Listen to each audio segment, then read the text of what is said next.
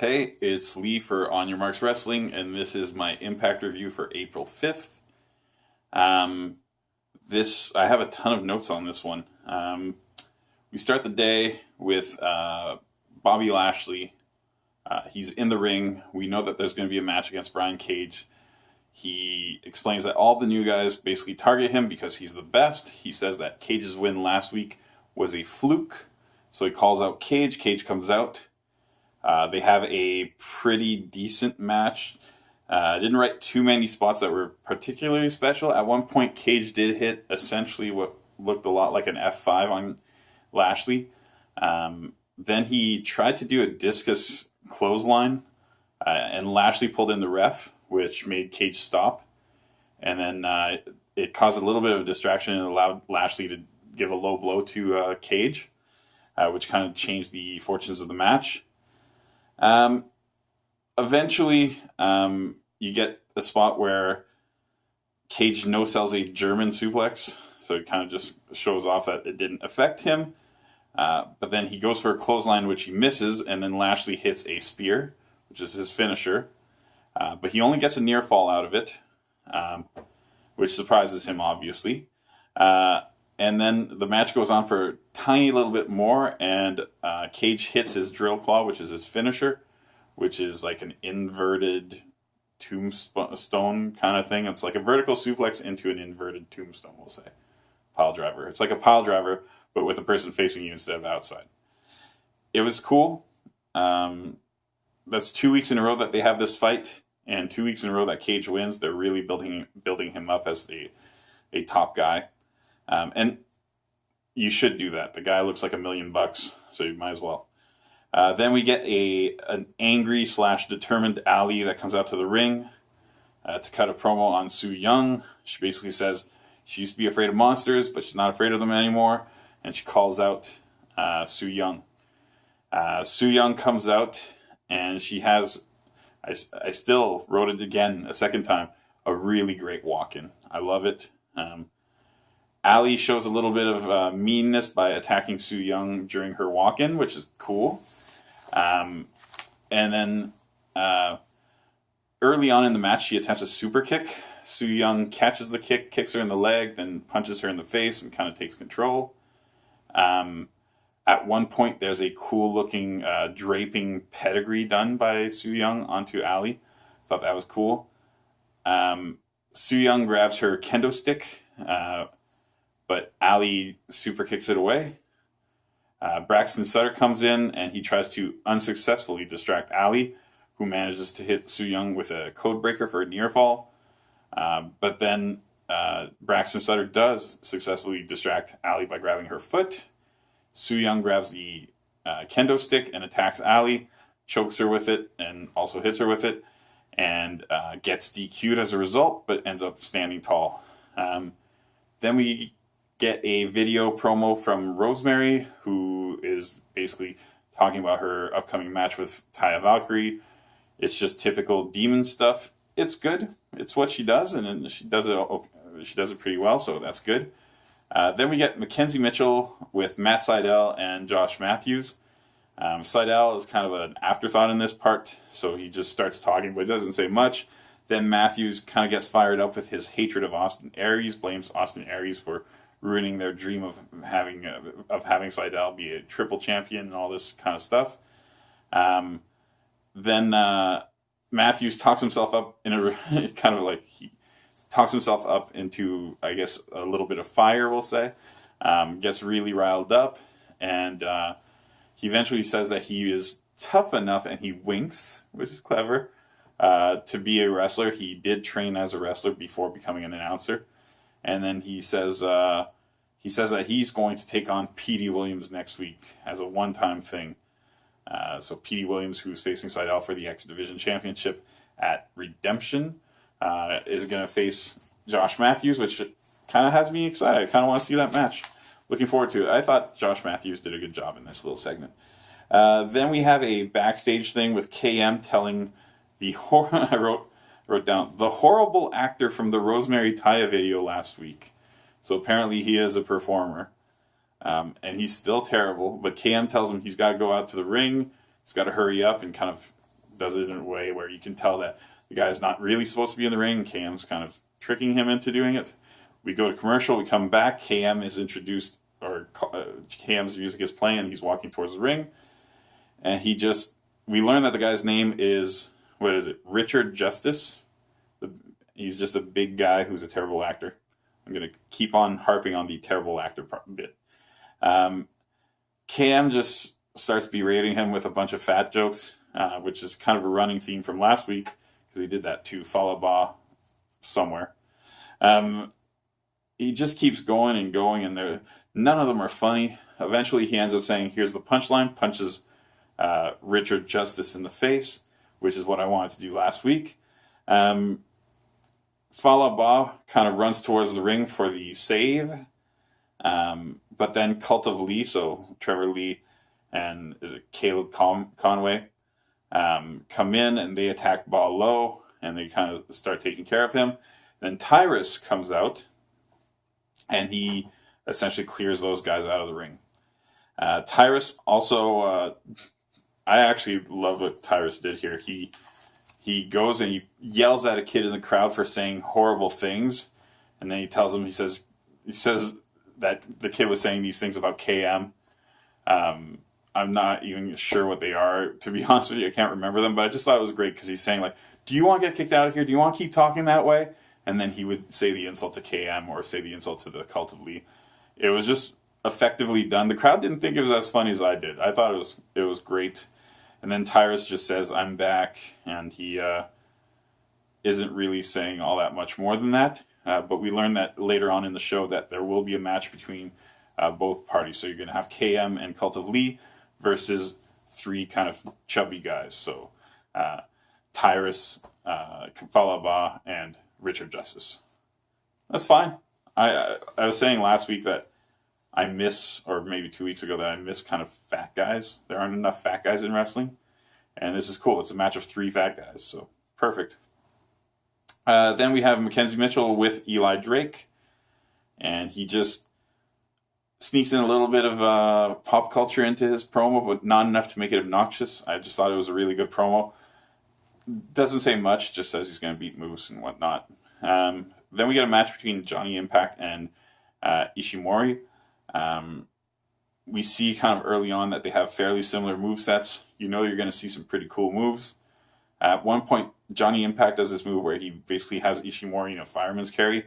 And you'll sometimes see people either kind of do a sideways, I forget what you call that, Death Valley driver, where they essentially do a cartwheel out of it, so they kind of throw themselves with it. Or you'll even see them do it forward. But Johnny Impact actually does it backwards. It's almost like a Samoan drop that he flips out of. It was cool. Then he also hits the standing shooting star press after that move, which is cool as well. Pretty back and forth match. Eventually you get Ishimori trying the 450. He misses. He rolls out of it. Impact manages to hit a combo of a springboard Insaguri. Then he does I think he hits him with a knee, and then he does Starship Pain, and he wins the match. During the pinning, I made a note of this. During the pin, Josh Matthews mentions that Ishimori's foot touches the rope. Like, it doesn't hang on there. It's an accidental touch, but he basically says, I don't want to harp on things, but, to me, that might have meant this should have been broken up. That count should have been broken. And I thought that was a great observation. He says, there aren't many replays, it's fine, but you just made the observation. Just tossed it out there. It's perfect. It gave a little bit of reality to the show. I love it. I love it whenever they do something like that. Then we hear the Congo Kong music come on. Kong comes down to the ring. He has a little bit of a face-off with Johnny Impact. Impact calls him in. Kong comes up, hits Impact with a couple headbutts. But eventually Impact does a springboard Insaguri again, and he does a really, really nice twisting dive outside. It looked perfect. Kong retreats with Jimmy Jacobs. It was fine. These guys are going to match up soon, so it was okay. Then we get, and this is going to sound strange, but I think it was the highlight of the night. which was a Road to Redemption video package between, well, not between, but of Austin Aries and Alberto El Patron. They both came off really good in this. They treated this like it was a real match. It felt like basically these pay-per-view boxing previews that you'll sometimes see. You kind of see them in their natural elements. You see the differences between them. A little bit of video background on their situations, but a lot of them just talking about their journeys until this match and what this match means to them and things like that. There is a very clear reference made by Patron regarding the domestic violence accusations with Paige. They didn't shy away from it. They didn't kind of paint around it. He basically addresses it directly. It was very effective. Aries acknowledged that he doesn't pass the eye test. He thinks he's the underdog because of that, but he likes being the underdog. Says people get overconfident. They make mistakes when they're overconfident. Everything about this was perfectly done. I thought it was very tasteful.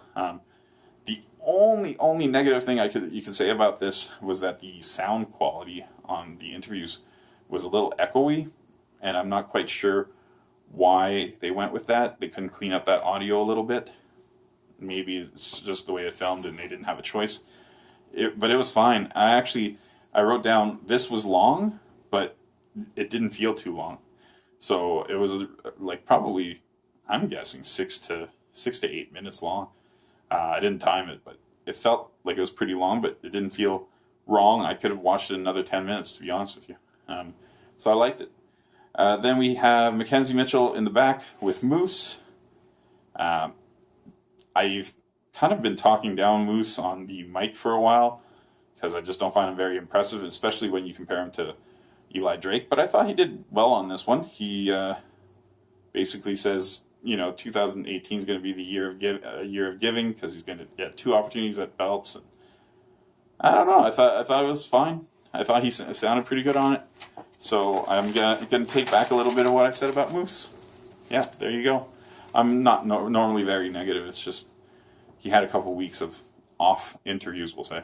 Then we get a little promo or video package of LAX playing playing dominoes, and then Conan just goes off on teams that they've beaten and basically says he doesn't need to worry about which team they're going to face because they've beaten everybody, and he basically just kind of throws shade at every single one of them the way he does. And then we get our final match. It's Mooses. There's only one Moose, and even multiple Moose are not called Mooses. It's Moose versus Eli Drake. I wrote, Moose shows good athleticism. He does nip-ups. He does a high drop kick. Looks good. Eli Drake shows good power. He power slams Moose at one point, and it doesn't look all that difficult. And Moose is quite a bit bigger than Eli Drake. The kind of turning point of the match is when Moose tries to clothesline Eli Drake, who ducks out of the way, and Moose ends up hitting the ref. Ref is out. OVE runs into the ring, and they attack Moose because he's friends with Eddie Edwards. The brothers are holding Moose, and Callahan's about to hit him with the bat when Eddie Edwards runs in and kind of pulls Callahan out of the ring by his feet, and Callahan drops the bat. They brawl to the back. Then Moose manages to fight off OVE, or the 2 brothers that are left, and so he's all right in there. What else happens? So the ref stays out. I'm sorry, I'm just kind of playing the match back in my head. I wrote some notes, but I didn't know exactly where I was. Basically, all this stuff happens. OVE retreats. Moose kind of got rid of them. He's a little bit distracted. The ref is still out. Eli Drake finds the bat, and he attacks Moose with the bat a couple times. Grabs the ref to essentially wake him up. Goes to pin Moose. Only gets a near fall. So then he kind of continues his attack, and then he hits the gravy train, and he gets a 3 count. And I was so relieved to see it that way. I find that there's always the need to give the good guy the kind of burst and whatnot. But in this case, the good guy was beaten up by a bat, and it was amazing that he kicked out. But honestly, he shouldn't have had a chance to win this match. He got beaten up with a bat. The guy hit him with his finisher after the fact. He should be beaten, and it was perfect. I wanted this outcome. I wanted Eli Drake to win because I like Eli Drake, the character. I just think he's entertaining, and I want to see what happens with the tag team. So yeah, overall, this episode had a lot going on. I liked most of it. And even the stuff I didn't like, I feel like it's leading to something I'm going to like. So I enjoyed this episode quite a bit. The wrestling itself was not out of this world. There wasn't that one match that kind of makes you go, wow, that was special. But there were a lot of decent matches, a lot of decent storylines move forward. I'm going to go, I will say, they also at one point said Redemption is 10 days from now, so I'm guessing they might have moved some episodes around because Redemption is actually in 17 days. So that was kind of strange. But yeah, overall pretty good. I'm going to go ahead and say I'm giving it a 7.5 out of 10. I feel like that's generous enough. It wasn't a perfect episode, but it was pretty good. Can't really complain. Things move forward. There's storylines. There's new matches coming out of this. Yeah, I'm good with that. So 7.5 out of 10. That's my Impact review. Up next, I don't know what I'm reviewing this weekend. There is so much going on, but obviously WrestleMania coming up is a big deal. NXT TakeOver is going to be a big deal. There's Supercard of Honor that I don't even know how I would watch that, but I'm going to see if I can. Impact has the Impact versus Lucha Underground thing. I would like to see that too. So we'll see what happens. Tons of stuff to watch. This is starting to feel like a job, and we have 9 subscribers. So maybe we need to reassess that a little bit. But I like this, so I don't really mind. All right. Thanks for watching. See you next week.